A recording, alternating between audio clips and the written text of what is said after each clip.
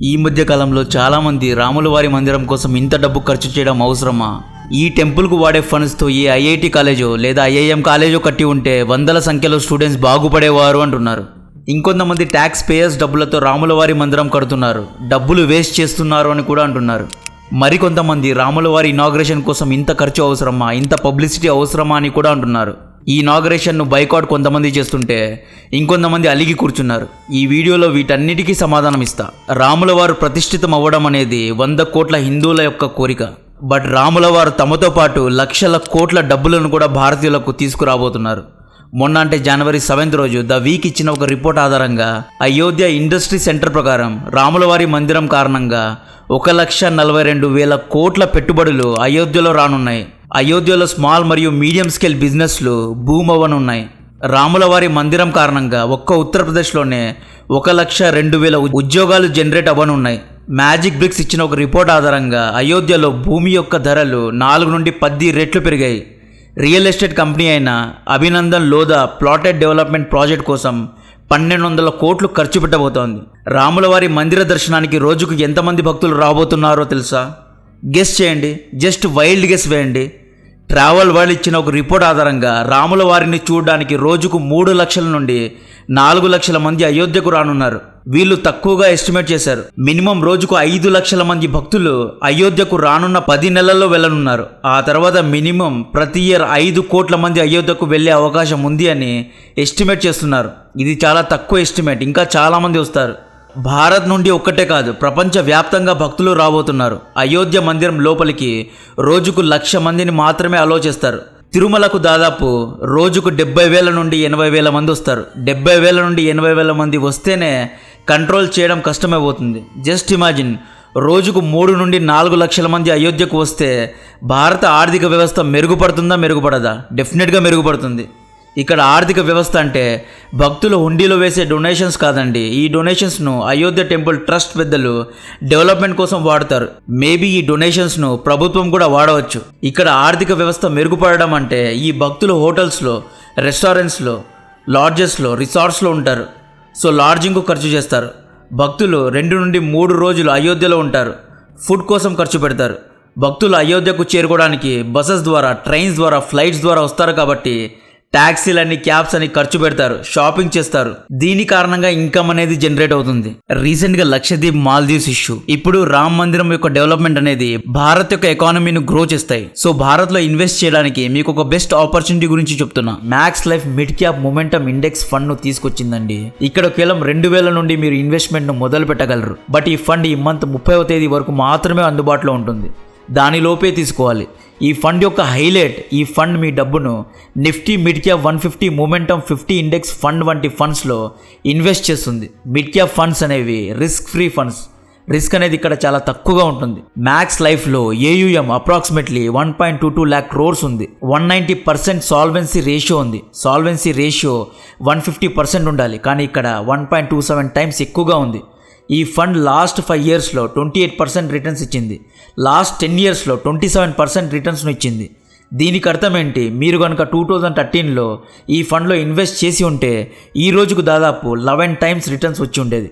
ఈ ఫండ్ యొక్క best part, ఇది క్యాపిటల్ గ్యారంటీడ్ ప్లాన్. ఈ ఫండ్లో ట్రిపుల్ బెనిఫిట్స్ ఉంటాయి. ఈ ఫండ్ తీసుకుంటే మంత్లీ కట్టే ప్రీమియంలో 120 times లైఫ్ కవర్ కూడా లభిస్తుంది. ఒకవేళ ఇన్సూరెన్స్ టర్మ్ మధ్యలో పాలసీ హోల్డర్లకు డెత్ అయితే మిగతా ప్రీమియంను మ్యాక్స్ లైఫ్ కడుతుంది. మెచ్యూరిటీ తర్వాత మీ మొత్తం డబ్బును నామినీకు అందజేస్తారు. మంత్లీ ఇన్కమ్ బెనిఫిట్ లో 1% ఆఫ్ లైఫ్ కవర్ ను ప్రతి నెల నామినీకు 36 నెలల వరకు ఇస్తారు. US ATC, US 10D లో దాదాపు 2.5 lakhs వరకు ట్యాక్స్ ఎగ్జంప్షన్స్ ను పొందవచ్చు. NRI మిత్రులు కూడా ఈ ఫండ్ లో ఇన్వెస్ట్ చేయొచ్చు. ఫండ్ యొక్క లింక్ డిస్క్రిప్షన్లో ఇస్తున్నా. ఫండ్ను అవైల్ చేసే లాస్ట్ డేట్ జనవరి 30వ తేదీ. లాస్ట్ మినిట్లో రష్ అవ్వకుండా తక్షణమే అవైల్ చేసుకోవడానికి ప్రయత్నించండి. అయోధ్య నుండి కొంతమంది భక్తులు వారణాసికి కూడా వెళ్తారు. దీనివల్ల కూడా వారణాసిలో బిజినెస్ జరుగుతుంది. వీటన్నిటి వల్ల ఇన్కమ్ అనేది జనరేట్ అవుతుంది. కొంతమంది గొప్ప వాళ్ళు అయోధ్య మందిరానికి టికెట్ ప్రైస్ 100 నుండి 300 ఉంటుంది. రోజుకు 1,00,000 మంది భక్తులు వచ్చినా 1,00,000 × 300 3 కోట్లు, చాలా అంటే చాలా తక్కువ ఇన్కమ్ జనరేట్ అవుతుంది అంటారు. ఎకానమీను నేరోగా ఎంట్రీ టికెట్స్తో క్యాల్కులేట్ చేయొద్దు. షాపింగ్ ఎక్స్పెన్సెస్, ఫుడ్ ఎక్స్పెన్సెస్ వంటి ఆస్పెక్ట్స్లో క్యాల్కులేట్ చేయాలి.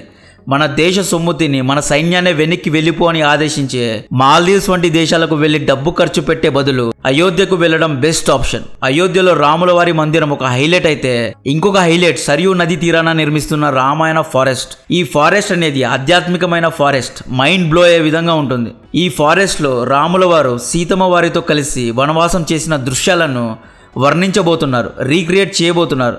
రాముల వారిని చూడడానికి ప్రపంచవ్యాప్తంగా ఉన్న భారతీయులు, ఎన్ఆర్ఐ సోదరులు వస్తారు. వారితో పాటు Bangkok, Russia, Nepal, Indonesia, Burma, Sri Lanka వంటి దేశాల్లో ఉన్న విదేశీ హిందువులు కూడా రాబోతున్నారు. విదేశీ హిందువులు అంటే హిందూయిజంలో కన్వర్ట్ అయిన వారు కూడా రాబోతున్నారు. వీరందరితో పాటు జనరల్ టూరిస్టులు, అంటే రాముడి జన్మస్థలం ఎలా ఉంటుందనే క్యూరియాసిటీతో వచ్చే కామన్ టూరిస్టులు కూడా ఉంటారు. ప్రపంచవ్యాప్తంగా రానున్న ఇంతమంది భక్తులను అకామిడేట్ చేయడానికి అయోధ్యలో చాలా డెవలప్మెంట్ జరగాలి. భక్తులకు సరైన ఇన్ఫ్రాస్ట్రక్చర్ ఇవ్వాలి. ఇన్ఫ్రాస్ట్రక్చర్ అంటే road facilities, bus facilities, sewage facilities, water ఫెసిలిటీస్ని కల్పించాలి. ఇన్ఫ్రాస్ట్రక్చర్తో పాటు అయోధ్యను గ్లోబల్ అంటే ప్రపంచ పర్యాటక ప్రదేశంగా చేయాలి. అంటే అయోధ్యలో స్పిరిచువల్ ప్రదేశాలను, మన సంస్కృతి సాంప్రదాయాలను ప్రతిబింబించేలా టూరిజం స్పాట్స్ను కూడా డెవలప్ చేయాలి. ఇవన్నీ తయారు చేయడానికి ఎటువంటి అభివృద్ధి కార్యక్రమాలు చేపడుతున్నారు అంటే, అయోధ్య మొత్తాన్ని రీడెవలప్ చేయడానికి ఫేమస్ ఆర్కిటెక్ట్ అయిన దిక్షు కుక్రేజాను నియమించారు. అయోధ్య వేదిక్ టౌన్ మొత్తాన్ని అభివృద్ధి చేసి అయోధ్యను మన చరిత్ర, మన సంస్కృతి సాంప్రదాయాలు ప్రతిబింబించే విధంగా తయారు చేసే బాధ్యతలను ఈయన టీంకు అప్పగించారండి. కుక్రేజా ఆర్కిటెక్ట్స్ అంటే ఆల్తు ఫాల్తు ఆర్కిటెక్ట్స్ కాదు. వీళ్ళు ఢిల్లీలోని ద్వారకాలో ఉన్న యశోభూమి కన్వెన్షన్ సెంటర్ను డిజైన్ చేసిన ఆర్కిటెక్ట్స్. ఇండియాలోనే అతిపెద్ద కన్వెన్షన్ సెంటర్ ఇది. కన్వెన్షన్ సెంటర్ అంటే పొలిటీషియన్స్, బిజినెస్ మెన్, పెద్ద పెద్ద టీమ్స్ మీటింగ్ చేసే సెంటర్స్ను కన్వెన్షన్ సెంటర్స్ అంటారు. దీన్ని 3 months బ్యాక్ మోడీ గారు ఇనాగ్రేట్ చేశారు. యశోభూమి యొక్క ఆర్కిటెక్చర్ ఎంత అందంగా ఉందో చూడండి. ఈ కన్వెన్షన్ సెంటర్లో భారతీయ హెరిటేజ్తో పాటు అడ్వాన్స్డ్ టెక్నాలజీని కూడా జోడించారు. Solar power, green energy, building standards, LMS system, ఇలా అడ్వాన్స్డ్ టెక్నాలజీతో 8.9 మిలియన్ స్క్వేర్ మీటర్ విస్తీర్ణంలో దీన్ని కట్టారు. అయోధ్య రీడెవలప్మెంట్ కోసం వరల్డ్ క్లాస్ ఆర్కిటెక్ట్ ను అపాయింట్ చేశారు. మిస్టర్ కుక్రేజా ఒక ఇంటర్వ్యూలో అయోధ్యను వాటికన్ సిటీ, జెరూసలం, తిరుమల మరియు గోల్డెన్ టెంపుల్ యొక్క రిఫరెన్స్తో డిజైన్ చేయబోతున్నాను అని ప్రకటించారు. అయోధ్య రీడెవలప్మెంట్ కోసం 85,000 కోట్లు ఖర్చు పెట్టబోతున్నారు. మాస్టర్ ప్లాన్ ప్రకారం ఈ రీడెవలప్మెంట్ ప్రాజెక్ట్ 2031లో ఫినిష్ అవ్వబోతోంది. మాస్టర్ ప్లాన్లో హోటల్స్, గెస్ట్ రూమ్స్, గ్రీన్ఫీల్డ్ టౌన్షిప్స్ను కూడా ప్లాన్ చేయబోతున్నారు. 10,000 కోట్లు ఖర్చు పెట్టి మన national highway authority of India roads మరియు బ్రిడ్జెస్ను కట్టబోతోంది. 7,500 కోట్లు ఖర్చు పెట్టి రైల్వే స్టేషన్స్ను, ఎయిర్పోర్ట్స్ను కట్టబోతున్నారు. ఆల్రెడీ అయోధ్యలో ఒక ఇంటర్నేషనల్ ఎయిర్పోర్ట్ను ఇనాగ్రేట్ చేశారు. అలాగే 3 రైల్వే స్టేషన్స్ను కూడా ఇనాగ్రేట్ చేశారు. ముస్లిమ్స్కు మక్కా ఎంత పవిత్రమో, యూదులకు, క్రిస్టియన్స్కు జెరూసలం ఎంత పవిత్రమో, సేమ్ అలాగే హిందువులకు అయోధ్య కూడా పవిత్రమైన భూమి. చాలా రిచ్గా అయోధ్యను తయారు చేయబోతున్నారు.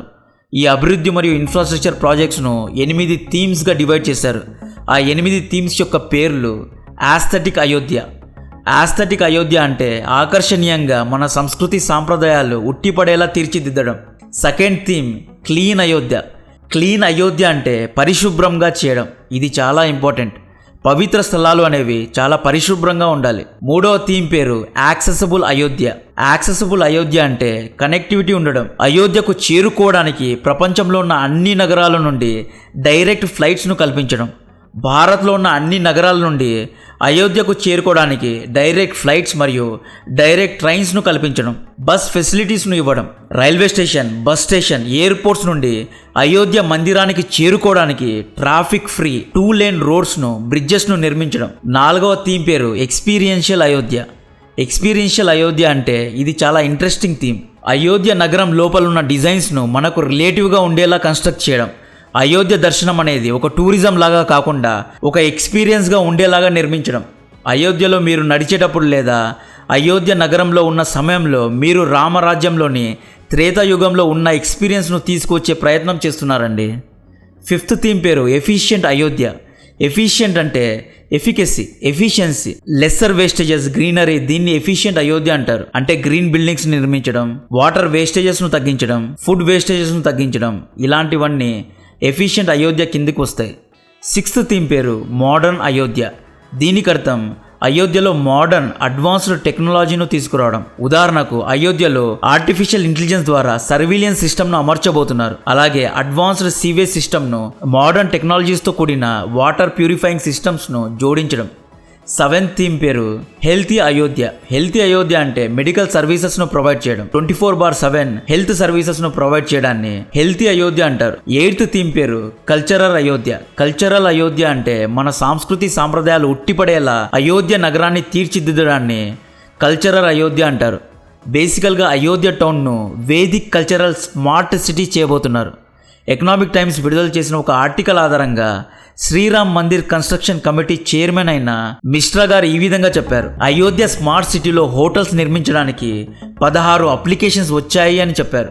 5 స్టార్ హోటల్స్ అయిన తాజ్, రాడిసన్, ఐటీసీ వంటి గ్రూప్స్ అయోధ్యలో హోటల్స్ను నిర్మించడానికి ముందుకొస్తున్నారు. వీరితో పాటు బడ్జెట్ హోటల్ అయిన ఓయో గ్రూప్ కూడా అయోధ్యలో హోటల్స్ను నిర్మించడానికి క్యూలో ఉంది. టాటా గ్రూప్ 2 హోటల్స్ను నిర్మిస్తే రాడిసన్ కూడా 2 హోటల్స్ను కన్స్ట్రక్ట్ చేయడానికి ఒప్పందం కుదుర్చుకుంది. ఐటీసీ కూడా హోటల్స్ను కట్టే ప్లానింగ్ చేస్తోంది. అయోధ్య డెవలప్ అవ్వడం వల్ల భారత్కు డబ్బులు వర్షం కురుస్తుంది, ఉద్యోగాలు వస్తాయి, వ్యాపార అవకాశాలు పెరుగుతాయి. దీని కారణంగా మన ఆర్థిక వ్యవస్థ అభివృద్ధి చెందుతుంది. అయోధ్య రాముల వారి మందిరానికి వచ్చే భక్తులు పండ్లు, ప్రసాదం, స్వీట్స్, ఆర్తి, పూలని, మాలలని కొంటారు. వీటన్నిటి వల్ల కూడా చిన్న చిన్న షాప్స్ కు డబ్బులు వస్తాయి. కొంతమంది ఏమంటున్నారు, ట్యాక్స్ పేయర్స్ డబ్బుల ద్వారా మందిరాన్ని కట్టారు అంటున్నారు. ఇది నిజం కాదు. మందిరం కట్టడానికి ₹1 కూడా ట్యాక్స్ పేయర్స్ యొక్క డబ్బును తీసుకోలేదు. మందిరం కట్టడానికి 1800 కోట్లు ఖర్చు అయింది. ఈ డబ్బును భక్తులు ఇచ్చారు. భక్తులు దాదాపు 2000 కోట్లు డొనేట్ చేశారు. రాముల వారి మందిరానికి 1800 కోట్లు కాదు, 18,000 కోట్లు ఖర్చయిన భక్తులు డొనేట్ చేయడానికి రెడీగా ఉన్నారండి. ప్రభుత్వం ఖర్చు పెడుతున్న డబ్బు రామ మందిర నిర్మాణం కోసం కాదు, అయోధ్య టౌన్ డెవలప్ చేయడానికి ఖర్చు పెడుతున్నారు. ఇన్ఫ్రాస్ట్రక్చర్ కోసం ఖర్చు పెడుతున్నారు. అయోధ్య మందిరం బదులు ఐఐటి కాలేజ్, ఐఐఎం కాలేజ్ కట్టాలి అని నేరోగా కొంతమంది ఆలోచిస్తున్నారు. అయోధ్య మందిరం కోసం లక్షల్లో భక్తులు తమ ప్రాణాలు కోల్పోయారు. అయోధ్య అనేది 100 కోట్ల హిందువుల యొక్క ఎమోషన్. అయోధ్య మందిరం రావడం అనేదే సక్సెస్. శ్రీరాముల వారి ఈ మందిరం కారణంగా కాసుల వర్షం భారత్కు కురిపించడం అనేది బోనస్. ఇక అయోధ్య రామ మందిరం కారణంగా ఎంత రెవెన్యూ జనరేట్ అవుతుంది అనేది నేరోగా క్యాల్కులేట్ చేయకూడదు. ఉదాహరణకు అయోధ్య ట్రిప్ కోసం 3 రోజులు ఒక మనిషి వెళ్తున్నాడు అనుకోండి. అతను ఇంటి నుండి ట్యాక్సీకి ఎయిర్పోర్ట్కు లేదా రైల్వే స్టేషన్కు లేదా బస్ స్టేషన్కు వెళ్తాడు. ఇక్కడ ట్యాక్సీ ఫేర్స్ను కన్సిడర్ చేయాలి, air fares, bus fares, train ఫేర్స్ను కన్సిడర్ చేయాలి. అయోధ్యలో దిగిన తర్వాత హోటల్ కోసం ఖర్చు చేస్తాడు, ఫుడ్ కోసం ఖర్చు చేస్తాడు, షాపింగ్ కోసం ఖర్చు చేస్తాడు, అయోధ్యలో ఎంట్రీ టికెట్స్ కోసం ఖర్చు చేస్తాడు, రామాయణ ఫారెస్ట్ కోసం ఖర్చు పెడతాడు, అయోధ్యలో ఉన్న మిగతా గుడులకు కూడా తిరుగుతాడు. సో దీనివల్ల ఎంతో రెవెన్యూ జనరేట్ అవుతుంది. ఉదాహరణకు రోజుకు 3 లక్షల మంది అయోధ్యకు వెళ్తున్నారు అనుకోండి. ఒక మనిషికి యావరేజ్గా 2 నుండి 5,000 వేసుకున్న 2 నుండి 5,000 ఇంటూ 3 లక్షలు ఈక్వల్ టు మీరే క్యాలిక్యులేట్ చేసుకోండి ప్రతిరోజు ఎంత రెవెన్యూ జనరేట్ అవుతుందో. కొంతమంది ఎక్కువగా ఖర్చు పెడతారు, కొంతమంది తక్కువగా ఖర్చు పెడతారు. యావరేజ్గా అయితే ఒక మనిషికి 3 నుండి 5,000 అయితే ఖర్చు అవుతుంది. నేను చెప్పేది ఇంటి నుండి అయోధ్యకు వెళ్ళి దర్శనం చేసుకొని అక్కడే ఉండి తిరిగి ఇంటికి రావడానికి ఎంత ఖర్చు అవుతుందో ఆ టోటల్ అమౌంట్ చెప్తున్నా. సో ఐఐటి, ఐఐఎం కట్టడానికి 10,000 కోట్లు ఖర్చు అవుతుందా? 10 రోజుల్లో 10,000 కోట్లు ఆదాయాన్ని తీసుకొచ్చే సామర్థ్యం, పొటెన్షియల్ ఉన్న దేవాలయం అది. మామూలు దేవాలయం కాదండి, 500 ఏళ్ల వరకు కష్టపడితే వచ్చిన దేవాలయం ఇది. ఎస్, రిలీజియస్గా హిందువులకు ఇది సేక్రెడ్ ప్లేస్. రాముల వారి ద్వారా ఆదాయాన్ని సంపాదించడం ఏంటి అని మనోళ్ళలో కొంతమంది అంటారు. బట్ రాముల వారు ఎక్కడుంటే అక్కడ ఆదాయం అనేది ఆటోమేటిక్గా వస్తుంది. డిమాండ్ ఉన్నప్పుడు బిజినెస్ అండ్ కమర్షియాలిటీస్ కూడా ఉంటాయి. కాబట్టి భారత్ యొక్క ఆర్థిక వ్యవస్థ ఈ దేవాలయం వల్ల పెరుగుతుంది. సో మీరేమనుకుంటున్నారు? అయోధ్య వల్ల భారత్ యొక్క ఆర్థిక వ్యవస్థ పెరుగుతుందా లేదా అనేది కామెంట్ చేయండి. నా అనాలిసిస్ నచ్చితే వీడియోను లైక్ చేయండి. ట్రిపుల్ బెనిఫిట్ ఫండ్ యొక్క లింక్ డిస్క్రిప్షన్లో ఇస్తున్నా. ఈ ఫండ్ అనేది జనవరి 30వ తేదీ వరకు మాత్రమే ఉంటుంది. లాస్ట్ మినిట్లో రష్ అవ్వకుండా వెంటనే అవైల్ చేసుకోండి. ఫండ్ యొక్క ప్రత్యేకత ఏంటి అంటే మీరు ఇక్కడ ఇన్వెస్ట్ చేసిన అమౌంట్ సేఫ్గా ఉంటుంది. దీంతో పాటు మార్కెట్ పర్ఫార్మెన్స్ ఆధారంగా మీకు రిటర్న్స్ కూడా వస్తూనే ఉంటాయి. ఛానల్ను సబ్స్క్రైబ్ చేయండి, అందరికీ షేర్ చేయండి. జై హింద్.